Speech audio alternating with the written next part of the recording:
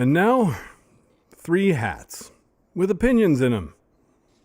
One's got a Brandon, one's got a Paul, and one's got a Chris. It's Circle 3. What up? What's up? What's up? What's Hi, up, everyone? It is What Circle is 3, happening? Episode 5. What is hat pinning? Hat pinning. Oh, I mean, dang. Oh, snap. Yeah, I went back there in time. it is beautiful here in Toronto, Ontario, Canada. We've been experiencing weather in the 80s all week, and after a long winter and being in a lockdown currently, at least being able to get outside and do some stuff. No disc golf yet. They teased today, May 26th, so that's like 7 days away. That's super exciting. I went like cross-eyed saying that. I got so excited. But it's beautiful out. I've been putting like crazy. I've just been heading to the field and throwing discs and just really been enjoying the weather with the kids. We've been going on bike rides, having a great time. What have you guys been getting up to? About 6'1". That's pretty solid, dude. I'm like 5'8.5". I round up to Ain't no- 5'9", but Ain't no party like a dad joke party. yeah. This I interrupted your week in review though, Paul. Go ahead. No, that was what I was going to say. I could say more. Let's Please. see. Moments ago, I made a sandwich for our visual listeners. You can see it's insufficiently consumed. What else? What am I? Producer. Pomegranate popsicles. That's the topic of the night here at the Blair household. Ooh. That got a double. Yeah. Ooh. Oh, and as my executive producer here just pointed out, there was a beautiful rainbow that formed as the podcast started. And I'm just saying, like, And the unicorns danced in on that it was rainbow. eerie. Now they're frolicking in a lake behind you. Yeah. Beautiful. Where else would you frolic? I mean, it's summertime. I mean, Paul got You his can green screen frolic too. anywhere. I frolicked in the bathtub once. Chris Kerns, what about you, buddy? This week's been pretty solid. Yeah, the weather's getting good here too. Been thinking warm. Got my championship floral hat on. God, love And, that. let's see. In Michigan, we don't have to wear masks anymore. So if you're, vaccinated, which I am, and I'm sure everyone is, but Actually, the weather's I have weather's something to been admit. good. What's that? If you, Confessions. I actually haven't worn a mask during any of these podcast recordings. So sorry, guys. Man, See, mine's green, so you can't tell. Oh, that's so smart. Yeah. But no, it's been a good week. Been ramping up with outdoor activities, and I did want to take a second to just raise awareness real quick to something that's really close to my heart, which is, and I'm sure you guys have participated in this today, but today is National Barber Mental Health Awareness Day. So Really? This You know, today? Man, that sneaks up on me every year. I know. I always set up a haircut on that day, and it's like my automatic reminder.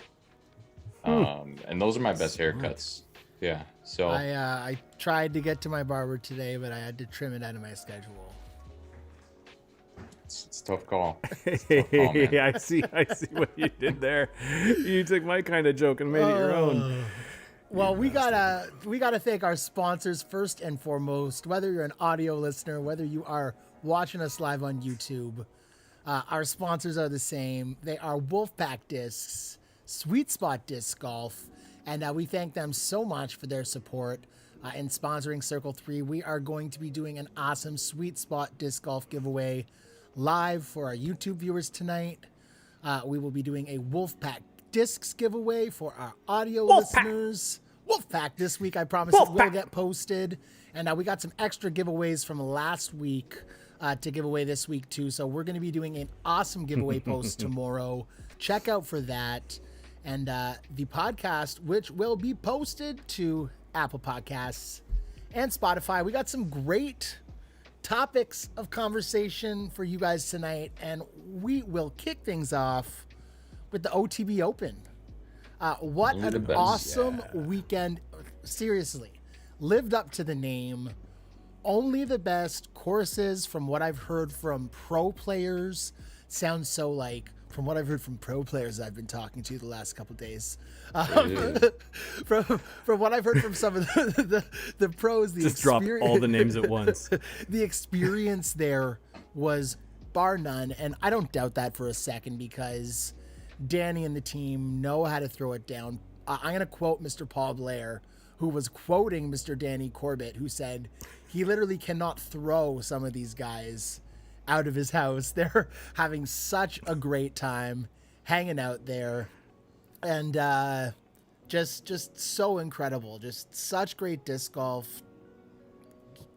A+ everything from me. Yeah, as someone who did not attend, I must say that the weather was excellent. But I really enjoyed seeing other kinds of weather. I thought the coverage was good on Disc Golf Network. Subscribe today. Yes. Not to spoil it, but I did call both the winners, so I feel okay about that too. Well, For those we of you who can't. missed my prognostications, you can go back to the last episode and you can listen to these two folks get them wrong and me get them It right. was edited. Paul edited it. We can't I don't spoil care. it, and we are going to spoil it, folks. So this is your spoiler alert. If you do not want to see or hear results of the OTB Open, you can skip ahead. We will put Eagle a won. time tag. We'll put a time tag in the podcast notes. But yes, here is our MPO results for our visual viewers, for our listeners. We've got the UDisc scorecard up on the screen, and it shows you a decisive win by Mr. Eagle McMahon. Yeah, he. It's the last day was it 3 or 4 11 down? Like some people seemed to warm up to the course, but he got there and just decided to do that the whole time. Which, in my careful study of historic disc golf scores, it seems like if you do that, you win more. So well done, Mr. McMahon. It's a good strategy. Score low every day. And to put it in perspective, he won by 4 strokes, taking a bogey on the final hole while everyone else chasing him birdied. The closey bogey. Should have won by 6 strokes. Could have won by 6 strokes if he followed the trend. And one thing that I'm not so proud that I predicted, but I did, was what's become typical this year, Calvin Heimberg kind of implosion at the end of the final round. He was within 2 strokes of eagle. And then we saw 2 bogeys within 3 holes to kind of just put him completely outside of things as Eagle birdied both of those. Yeah, Calvin indeed. is so reliable, though. I mean, you can't go wrong. Has he not finished top 5, like at all? He's always in the mix. He's always right there. Stats Absolutely. questions. I should have the stats. I don't have that stat. Let's just say he never has. He's never finished outside the top 5, so that's good news. I doubt he has either, and that's a great point, Kerns. But I mean, does that take home the titles? Always a bridesmaid, some. never a bride. Well, it gets titles. you He's not a bye winless.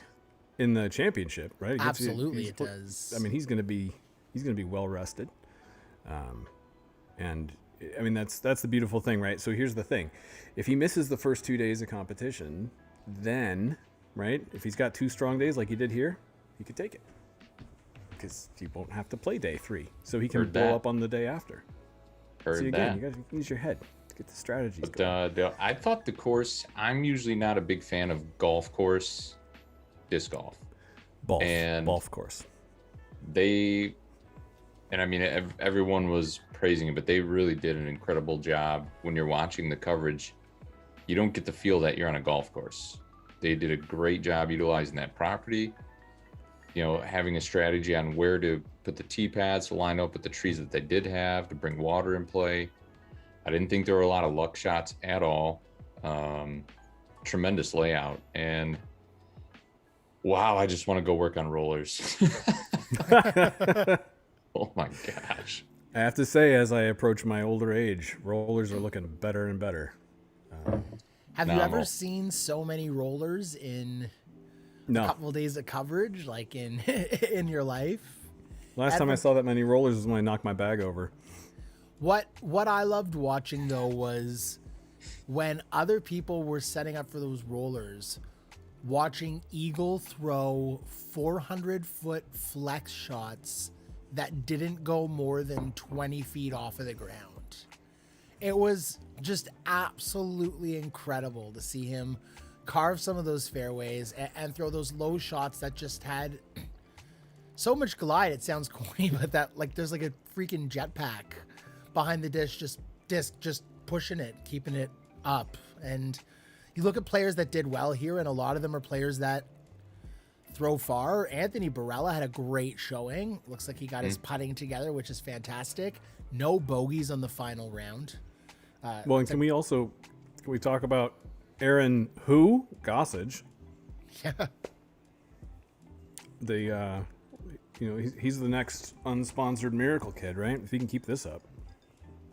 Yeah, one thing I really love about Aaron is that I actually know nothing about him. So he's the grandson of the cousin of Goose Gossage, famous Major League Baseball pitcher.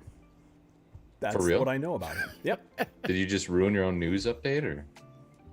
Hope not. No, but that would have been smart to put in there. I know the one guy we were all kind of rooting for, and everyone was super pumped to see, was our man Simon Lizotte, who finished 13th, first show back, and he's rated 1035, right? He goes out, shoots 1026, 1032, 1047. So he averaged right about his rating. Yeah, he averaged his rating after completely reworking his entire mental game. His whole approach to, the Lizotte line may be dead. We'll have to ask him at some point. But, he's he's playing more with his head, less with his elbow. He's talked about that. And he still comes out and is just hanging in the top 20, no problem, even while completely covered in rust. And Reminds me of my game. You guys can see me looking here, too, if you're watching along on our UDisc scoreboard. Shout out to UDisc. If you don't use UDisc, what are you doing? That should be the slogan for UDisc. I'm going to pitch that to Steve Hill next time I'm talking to him. If you don't use UDisc, what are you doing? UDisc. What's wrong with you? What's wrong with you, Disc? Anyways, checking the UDisc scoreboard, Simon improved every round, which is not something you see from Simon Lizotte. What you see from Simon Lizotte Or Kelvin Heimberg, apparently. is a poor first round and someone who's like, hey, I gave it a shot. Let's go out there and have fun and throw bombs and impress the people. But it looks like Simon tried day after day to play better golf, which I think is awesome. And I think it's a good sign of him knowing he needs to adjust to where he's at physically right now. And he said that when we were chatting at the Dynamic Disc Open a couple weeks ago, just talking about how, he's not at 100% physically. He's not close to it. And he's at a point where he can't do the Simon stuff, the things that everyone's used to. And if he wants to have fun, he needs to try to compete, and he needs to try to compete differently. So it was cool to see him improve. Only one bogey in the final round. Some pretty great golf from Simon. What about Brody? Couple good tournaments from Brody Smith. Couple good Discraft forgot to put him on the graphic. That was a little awkward there. But what about our man Brody Smith? Couple great tournaments from him. Chris Kerns, how do you feel about that? I think it's last year was kind of like half a rookie year for him. So I've been kind of excited to see what he does this year as like an actual full like pro tour.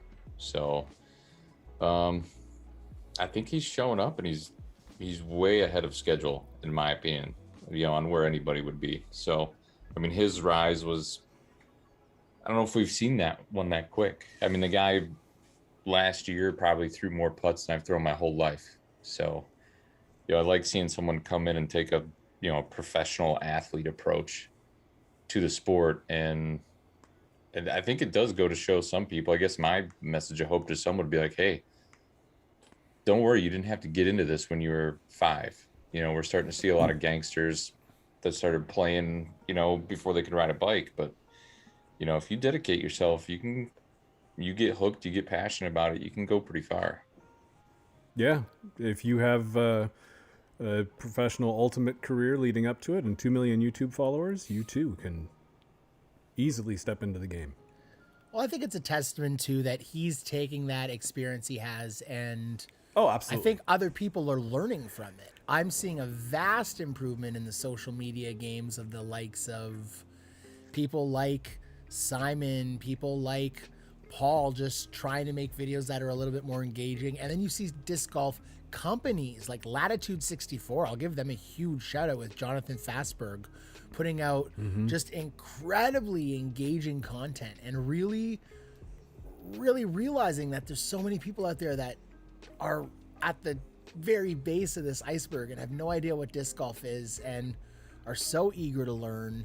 And I think that's what Brody's so good at. Is he might seem a little, fratty and bro, and he plays up that brand, right? But at the same time, he's not patronizing. He's not a douche. His videos are great. His explanations are awesome. He talks really well through his shots and what he's feeling and what he's experiencing. And I think that's what new disc golfers want to hear and want to see. And it's super engaging content. And one trend I love that I've seen is that you'll watch, a practice round and the front nine is on Yuli's YouTube channel. He's like, hey, Love you want it. to see the back nine? Go to Conrad's or somebody, and so I love how pros are kind of bumping each other's social media. It's kind of cool to see that. Yeah. Hey, and if you're a pro and you want to bump somebody else's media, contact. Well, any of us, actually. We've got some ideas. See. Actually, just one idea. Yes. So you want to be on the show? That's our Got a idea. great perks package. Paul was 2 for 2. That was one of the teasers. And the second part of that 2 for 2 was Miss Paige Pierce. So I will eat my shirt. And here's my shirt. I'm going to eat it. It's, man, did she come back and play. No bogeys in that final round. Just so solid through to the final stroke. Just so awesome to watch. And that was a late round. I was up here, it was like 9:15 Eastern, and they're still playing the final hole.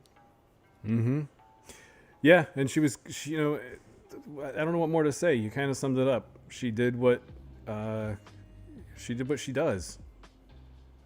She and Kat did what they do. It was sort of that wonderfully, never unexpected but always fantastic battle to the last between Kat and Paige. And then, what happened. I realize that doesn't sound very deep, but if you've been watching these folks for any length of time, you know what I mean. I'm just saving you time, okay? I'm saving you the time of hearing what you already know. So don't get indignant here. Yeah, it was good to see Paige back, refreshed. Little time in Hawaii. Maybe I need a Hawaii trip. Oh wait, I'm going this fall.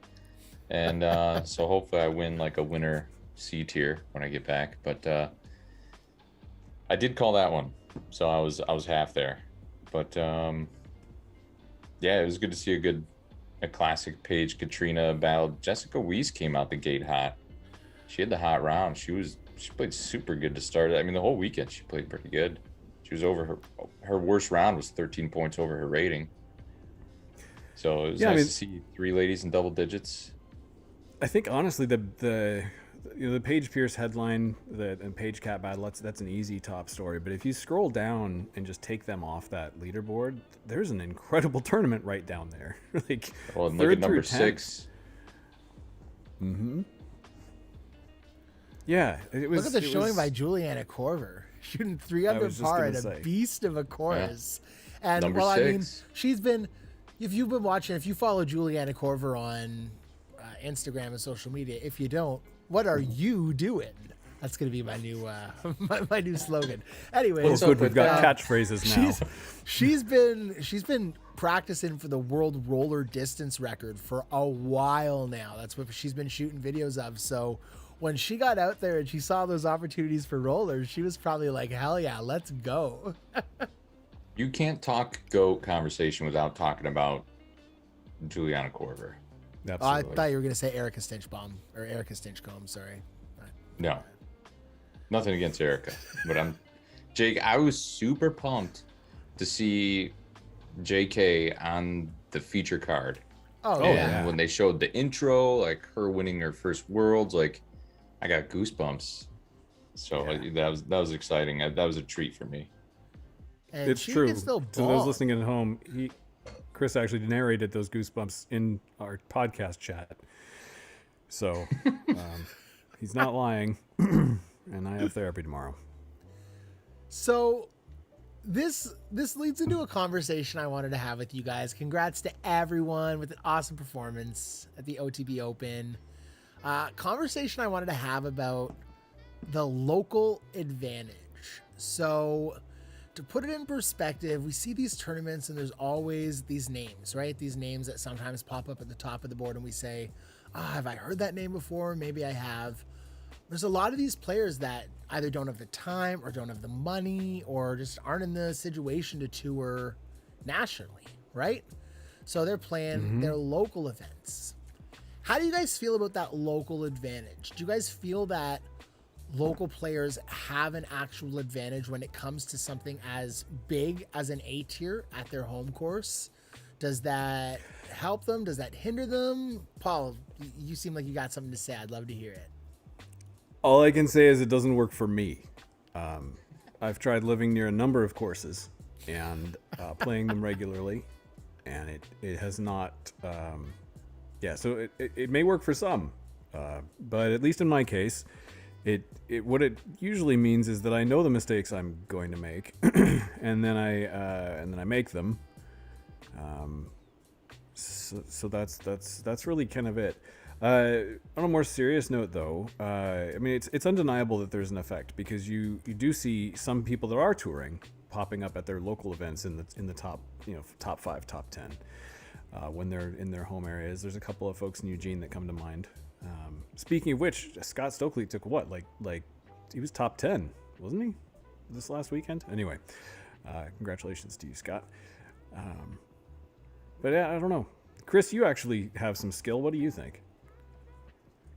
I have AM1 skill on a good day, but my observation is that FM. is that the lower the division, I think the more it matters.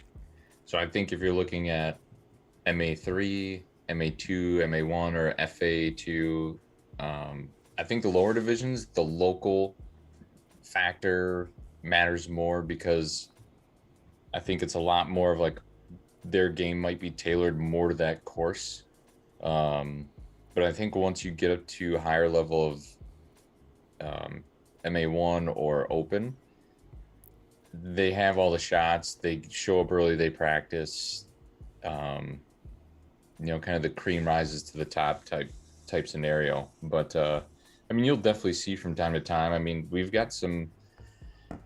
And I don't want to offend local homies, but there's some people that nationally you may not know of, especially depending on when you got into disc golf. But if you're going to come into Michigan and play and you're a high-level pro or anybody, you might get surprised by some people here. I mean, he hasn't toured as much the last few years, but John Perry, he's on Team Disc Draft.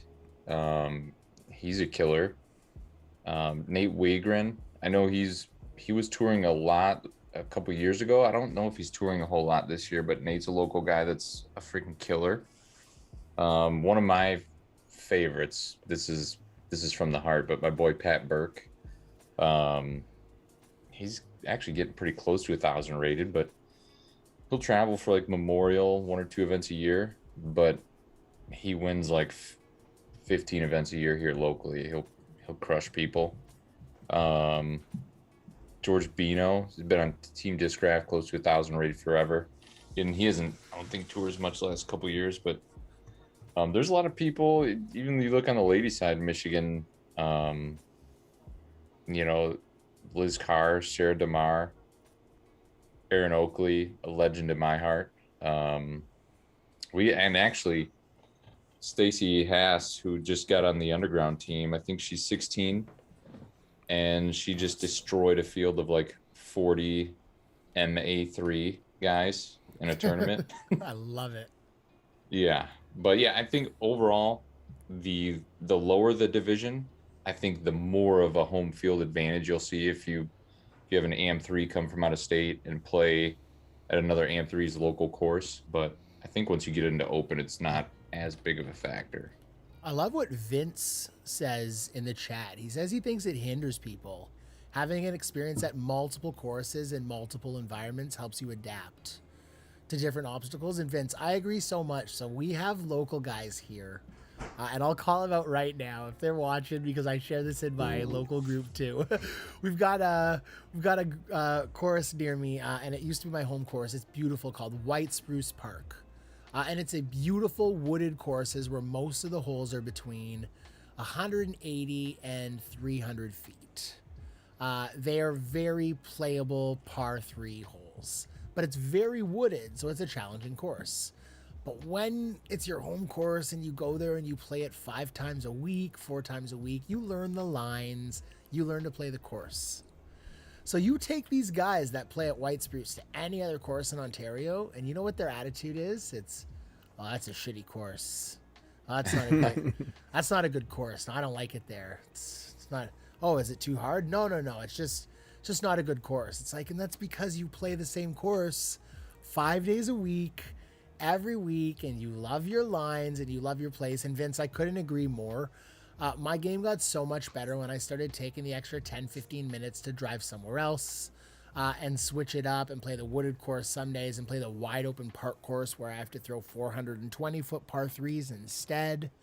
And it will do huge things for you to play in different environments and not get used to leaning on routine, but leaning on routine shots. And what you said, Kerns, and I think that leads exactly into the point you were making, right? About how at that open level, it doesn't matter because a pro sees, all right, I've got a hole that's 370 feet. I've got a tree 220 feet in that I got to play to the right of, but then I got to fade it back. And okay, perfect, hyzer flip. They know exactly what shot to throw from their field work, from their bag.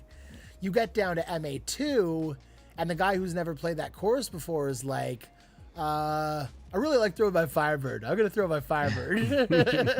Well, and one thing, it's like me and my buddies, one thing we used to do was, and we have a lot of courses here in Michigan, and like every Saturday we'd be like, all right, what's a course we haven't played? And sometimes we'd do a day trip, like 2-hour drive, and go play a couple rounds. I mean, I've played like 130 courses in Michigan alone. I love it. And one thing that's nice, and I've talked to some other people about this, is when you go to a course, if you don't have a lot of time to practice, like at Ledgestone this year, like I've never played Ledgestone. I'm actually shacking up with my boy Paul Blair. I told him he could be whichever spoon he wants, but I feel like we could have phrased that better. No, I'm good with it. I'm at peace. But I'm not gonna be able to practice all the courses I'm playing, but there will be certain holes where I'm like, okay, this is this hole is like, hole 5 at this other course I played, and so I know the shot there. I'm going to duplicate it here. So you can, if you've played a lot of courses, even though you're playing something new, you can relate it to another hole you've played that's similar. I love that. I love it. I love it. I love it. And our sponsors love it too. And we're going to take some time right now and kick it over to them. So we're going to cut to a quick commercial break for Wolfpack Discs, for Sweet Spot Disc Golf. Coming back out of that, we've got Mr. Paul Blair with your news for the week. We'll see you soon here on Circle 3.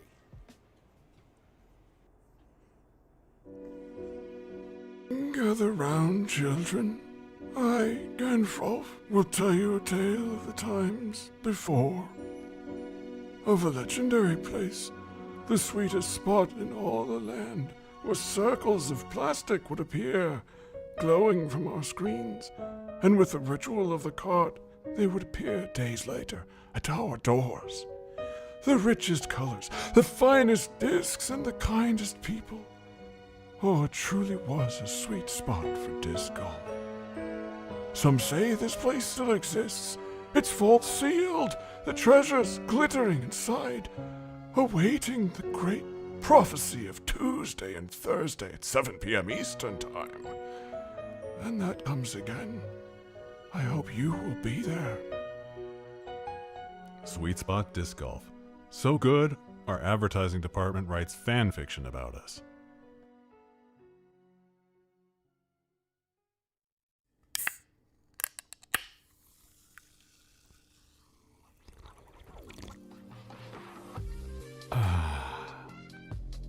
You know that sound. That's the sound of grabbing a Wolfpack at the end of a long week. There's nothing better than cracking open a cold Wolf? and feeling that buzz That's Discraft. Discraft Buzz. start to take hold. At the end of a long work day, at the end of a long week, reach for us. Wolfpack Discs. We'll be there. Paul, do you for like bananas? Yep. Me too. That's good news right there, isn't it? Well, what y'all missed this week while Kerns was looking down and not realizing we were back wasn't a whole lot.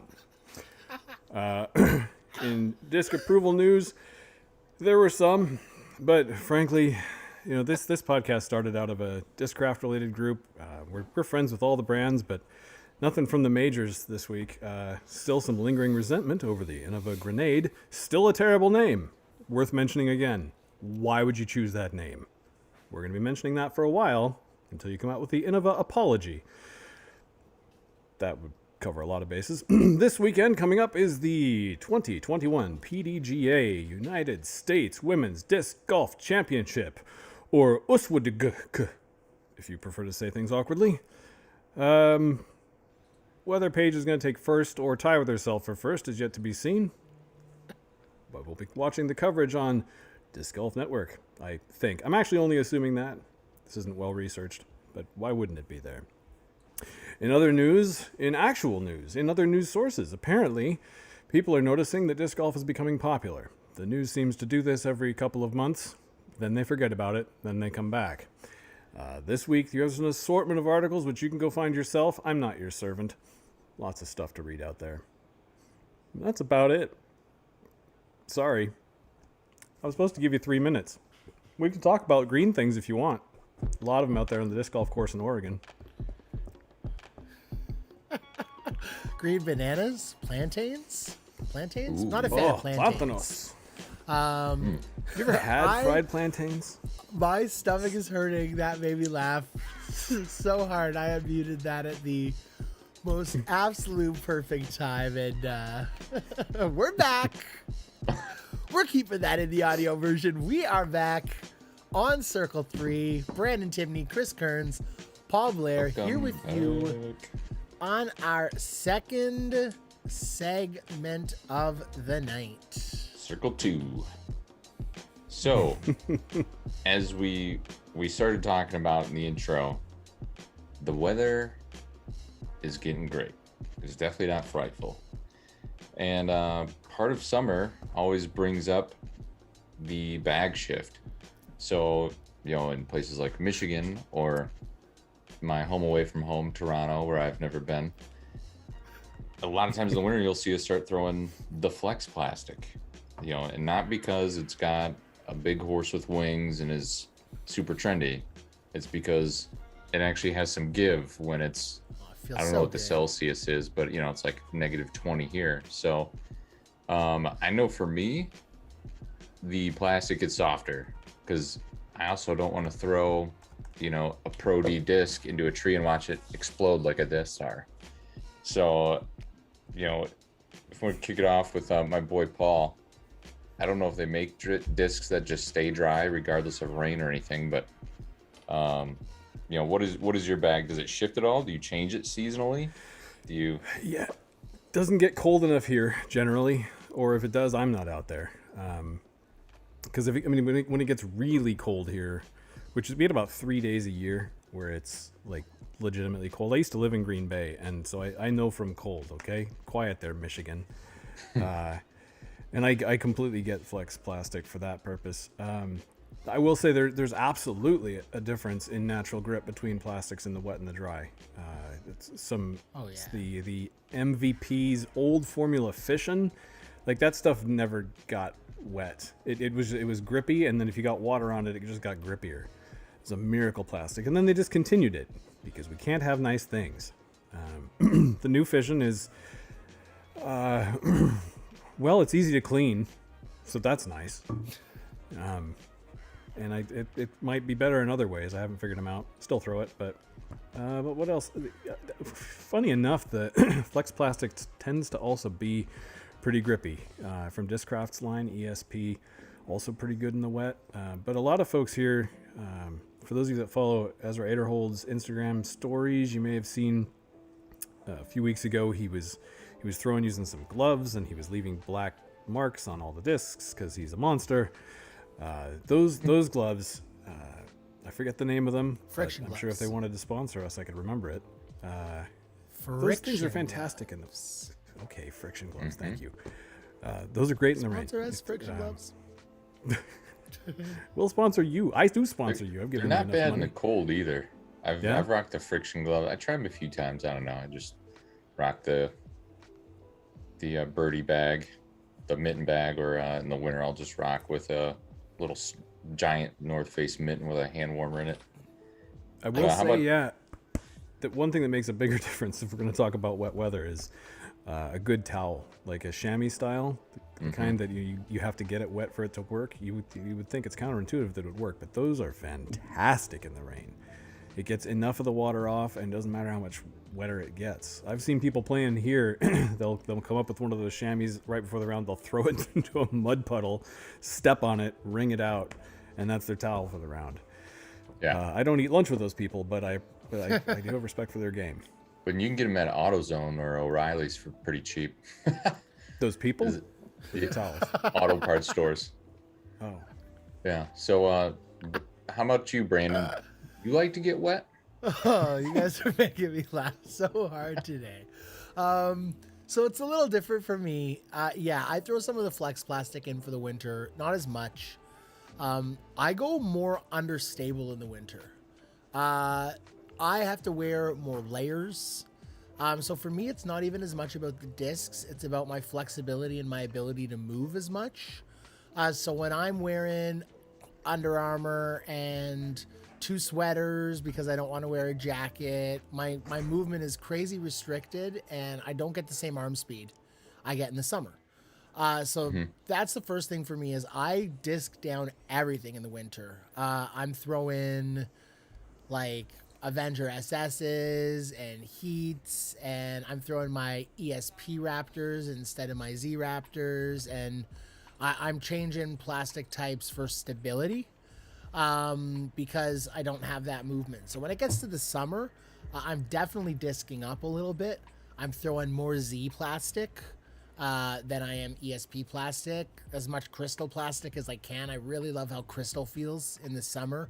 I love how crystal plastic is like stable and sturdy, but it gets that little bit of gumminess to it when it's really warm out.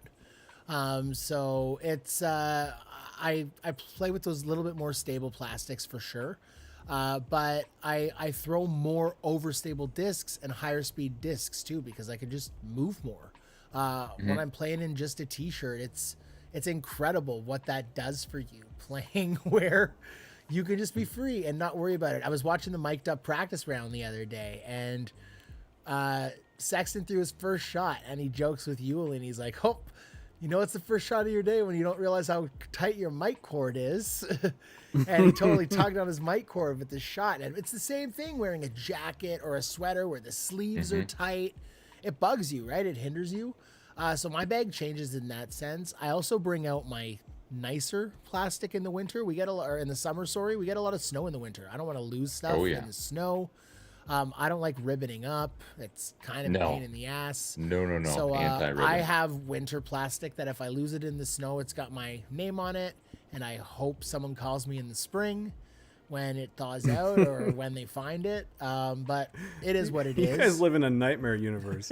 My summer plastic is different, right? So my Yuli Shield Raptors are back in my bag. My LE Lunas. I tossed some new 2021 Tour Series in the bag now for the summer. So I got a Tour Series Fierce in there, and played around with all the 2021 Lunas, and for its sole purpose of what I'm using it for, I actually love the new stock Big Z's They flip up super flat and have a ton of glide in them. So I pop one of those in too. So I'm excited. I love my summer bag because it's like, I'm not even going to call it summer bag. From like middle of April till hopefully like October, this is the bag I'll be using. So I'm just trying to get in the field right now and get as many reps in as I can. So the accessories definitely change. Yeah. Right, because did it in the winter. I will say this: in Michigan, we will change seasonally. So in the fall, you're not going to see a lot of orange or red discs flying because those will just get instantly camouflaged on the ground by the leaves. But summer accessories, stuff I like to have, crucial to have the mitten bag for sure, because even when it's not raining, Shout out Sam Michigan and Jeff. thrives. Yeah, Big shout out Sam and Michigan Jeff. thrives in with humidity. You'll get a sweaty palm real quick. The towels, I usually pack 3 to 4. I got a couple of the waffle type, like the Buzz towel, and then I don't know if this You counts pack as a 4 summer. towels for a summer round? Yeah, I'm always prepared. For what? A For monsoon. you never know. Okay, Yeah, apparently I don't. let me tell you something, pal. I'm calling All right, you my- out my on your towel first- addiction. My first ever, I did a giveaway once. Guess how many towels are in my trunk? Nobody was within 10. There were like 50. I just washed them all.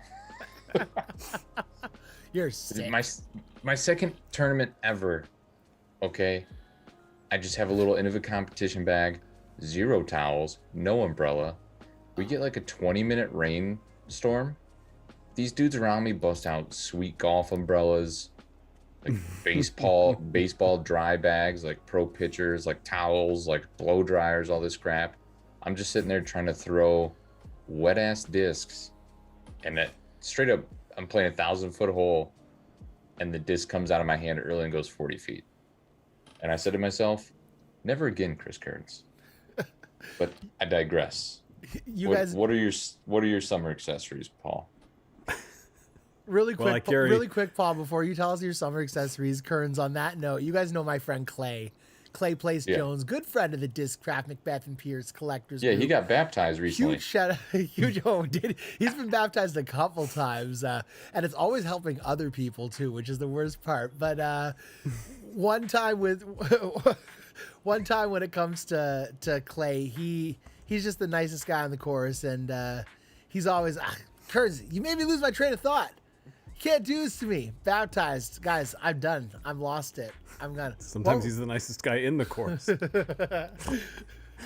you screwed me, Kerns. Towels. Thank you. So the point is, So we were playing at Ice the Bowl point is, one Brandon time. has a friend, and Chris Named likes Clay. towels. This is why you tuned in, everyone. So we were playing at Ice Bowl one time, and the Ice Bowls here in Canada are very iffy because it's either an ice bowl or it's a bowl full of water.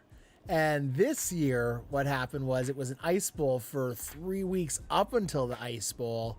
And then 2 days before the ice bowl, it decided to turn into like 65 degrees, like beautiful outside, 15 Celsius, everything melted.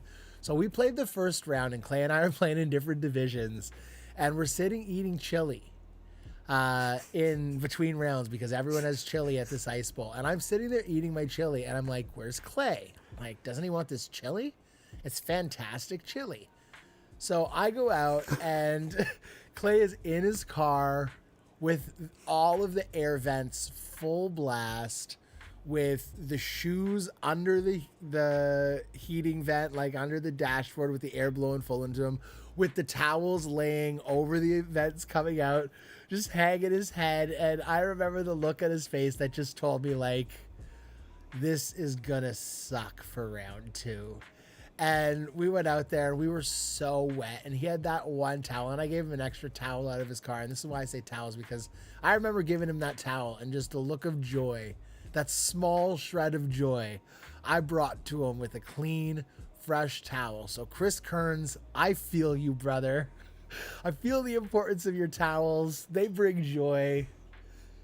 And guess what, Paul? If you better pack enough towels for Ledgestone, because if you run low, you better talk to Adam.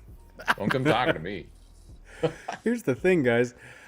You know, my first couple of trips to New York in the wintertime, we get enough rain here in Oregon that we know how to deal with water.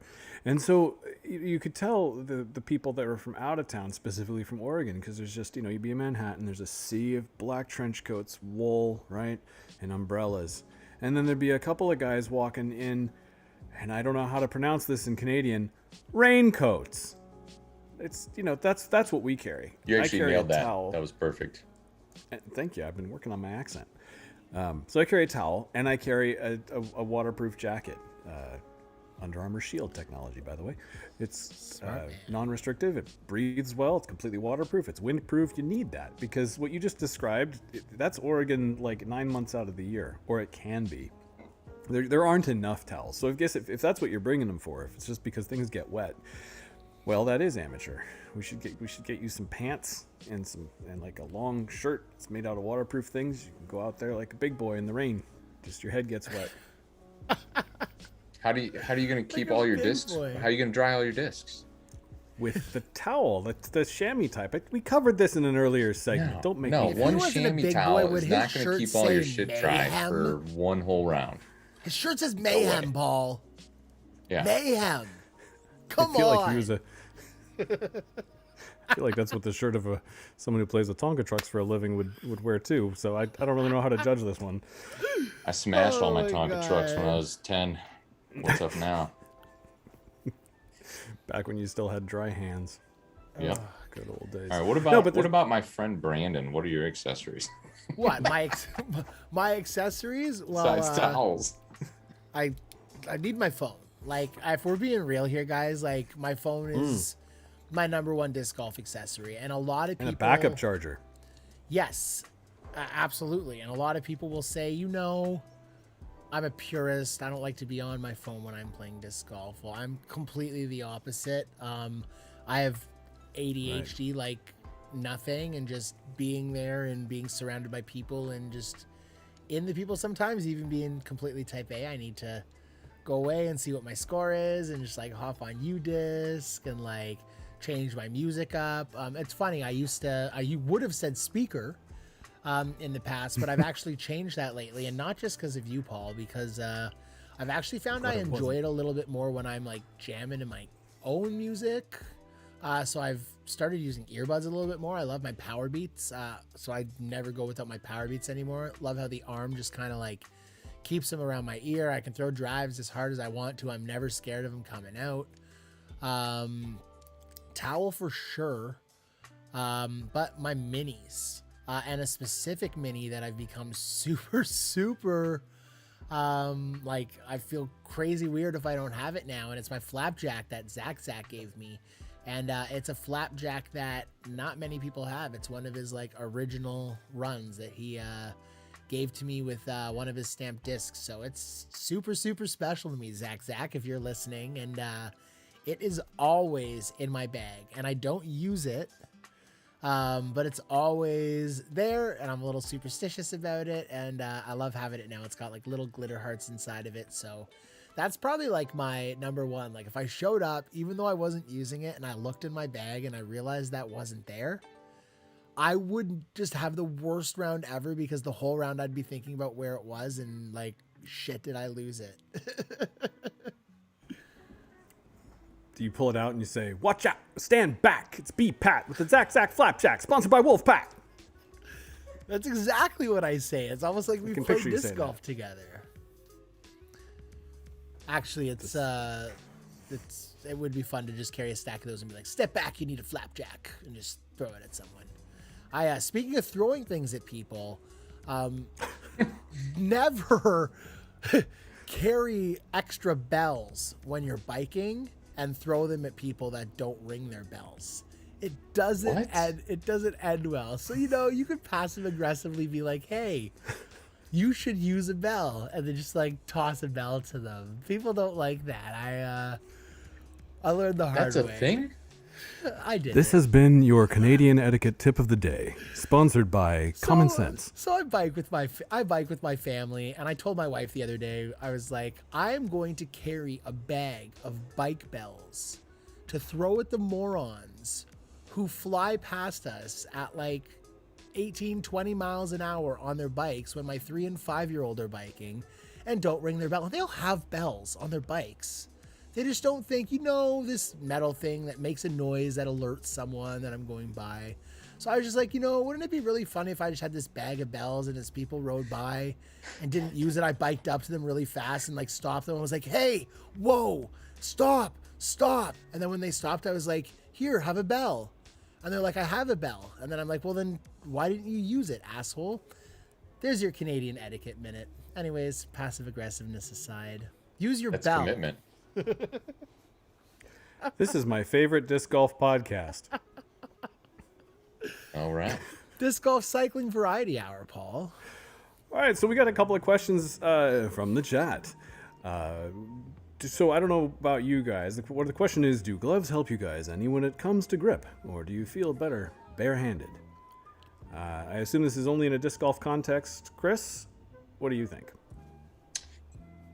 Well, normally I'd say no glove, no love. But when it comes to disc golf, I prefer no glove. I like the real thing. I want skin on plastic. Just how I roll. That's all you got to That say, makes Chris. sense. I agree. Short and sweet. Yeah, I have to say that for me, it's really all about the rain. The friction gloves in the rain it's like cheating, but it's legal cheating. So it's like having an advantage, which is not something I experience very often. So What about grip it's lock, purely though, Paul? situational. Do you find like you experience grip lock? Like, do you ever find like that the grip is too much with the gloves? No. You Cool. know what I roll with is O'Keefe's working hands. Ooh. Oh yeah. I don't know what that is, but it sounded like the kind of thing I should acknowledge. Oh, that I'm telling you right now, if you Paul, buy it. You don't like it, I'll reimburse you. Chris Kerns guarantee. All right, Kern approved. That's right. Effing right. I hope I don't regret Googling this. Working hands. Well, just don't misspell it. Don't look up O'Keefe's. That'll be bad. All right, Keith's company, working hands. It looks like it's some sort of. Okay, so this is a hand softening thing. Yeah, but they make the chapsticks Heels. good. For They your have hands? working feet now. Yeah, they've diversified. I've got one hot take topic I want to talk to you guys about before we roll out tonight. We got a couple Skipping minutes left ahead. here. I'm skipping ahead. I'm skipping ahead. We can still talk approved discs. I mean, if you had some, We'll hold that for next time. It's good. we'll Yeah, hold yeah. that for next time. We'll scorch you with some information maybe when it's more relevant Scorched with earth. a pretty sick Ledgestone release teaser that looks freaking awesome. If you guys have seen the new Ledgestone stamp for the Scorch coming out. Hot take. Here in our Canadian forums, this was a topic of like crazy debate this week, so I wanted your guys' take on it. I don't know if we've talked about this before. So my opinion is no. I'll hear from you guys. All right, Disc thank you for your golf. feedback. Next topic. Disc golf bags should be limited to a certain amount of discs. If you think it should, how many discs? Even if you don't think it should, say it was going to, what would you think is reasonable? Chris, let's start with you, buddy. So just so I understand, you said your opinion was no. So if we go fill in the blank here, disc golf bags should be Should limited not to be. no discs. No, disc golf bag. That is a hot yes, 100%. That is a hot take. That is hot as shit. My No hot discs, take only is, bells. Yes, only bells. Yeah. Well, unlimited bells and whistles. And not the ones that go ring ring, the ones that go ding ding. Anyways. I really don't care. I mean, bring whatever weapons you want for battle. I don't care. Bring it on. I mean, I guess the only way I would start to care is if it was interfering with pace of play somehow. Like, if you really were going back and forth, that's really the only way I'd care at all. I don't care. 0%.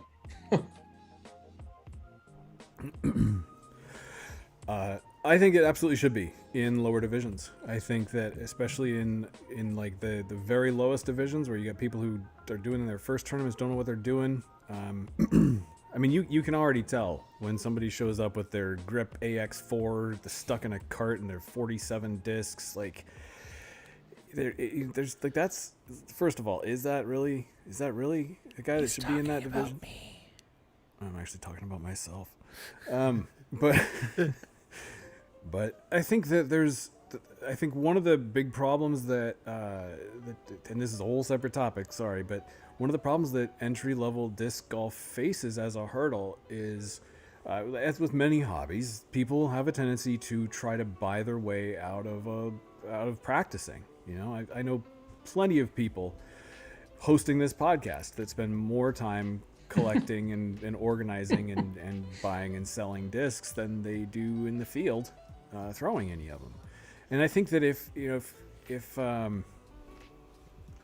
we had rules, even just in the early amateur divisions that limited you to 10 discs, I think it would make people learn better. So in terms of like effect on the actual tournaments, no, I don't think it's really that important. I think in terms of access to the game, it's already one of the more affordable games. And Macbeth won a tournament.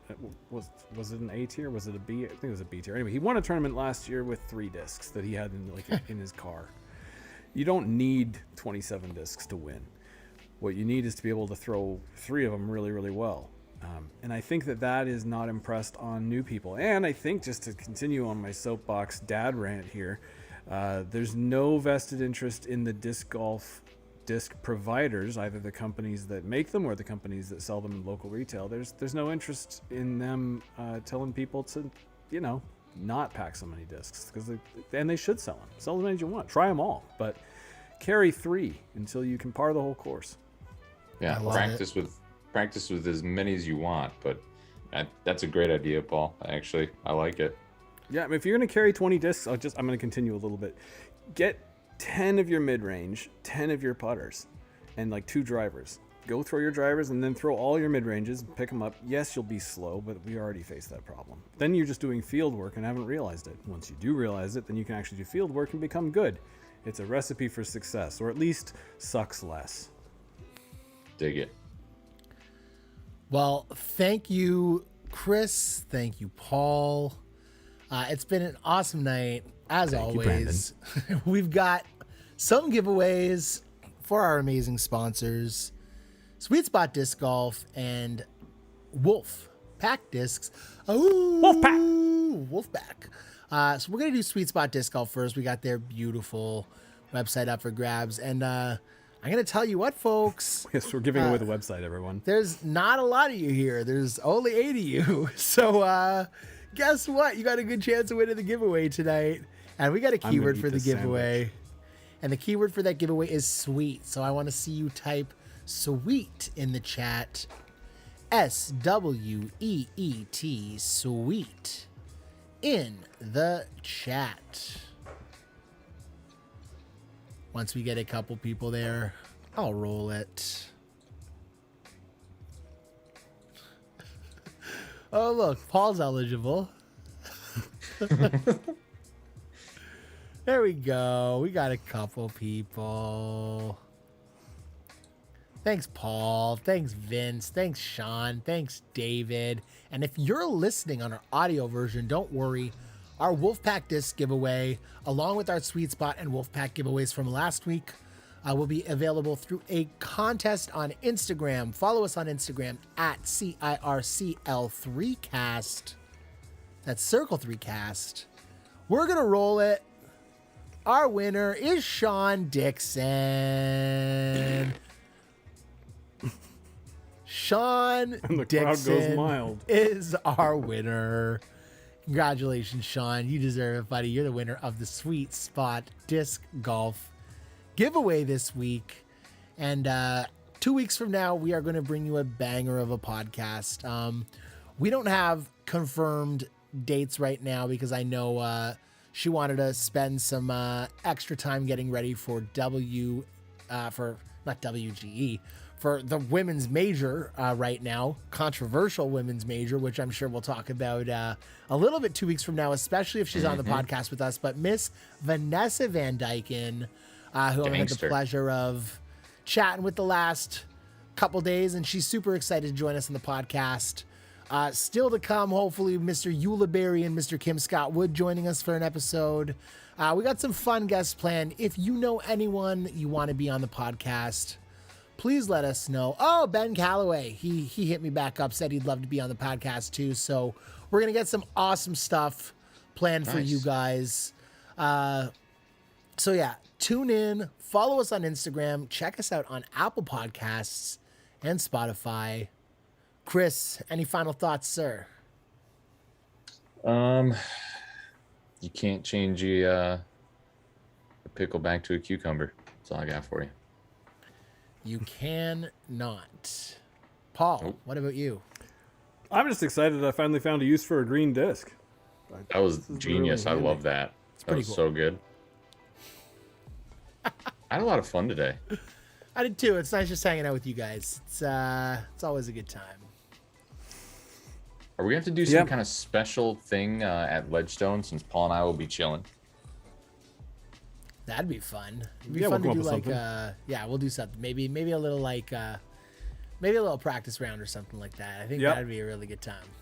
Find a couple So- pros and mess up the practice rounds. You guys just like tag along and ask them crazy shit. I think that'd be great. Anyways, Kind of the plan anyway. this has been Circle 3, Episode 5. Thank you guys so much for joining us. To our loyal 8 viewers on YouTube, we appreciate it. That number was all higher special. at points. I shouldn't be so I shouldn't be You're making us downplaying look that. bad for the number 19 golf podcast in Canada. We're popular. Jeez, I know. Come on. But possibly the number 1 disc golf podcast in Slovenia. So here's to trying for bigger and better things next week. We thank our guests this week. No one. But as you said, Chris, it was a really awesome time just hanging out with the two of you guys, chatting it up. We will be back with you 2 weeks from now, Wednesday night, 8:30 p.m. Eastern, with Circle 3. And check us out tomorrow, as I said, on Apple Podcasts and Spotify. CIRCL3cast on Instagram. I'm Brandon. That's Chris. I'm Blair. Paul. Paul on the bottom. It's true. Thanks for joining us, guys. This was Circle 3. Deuces.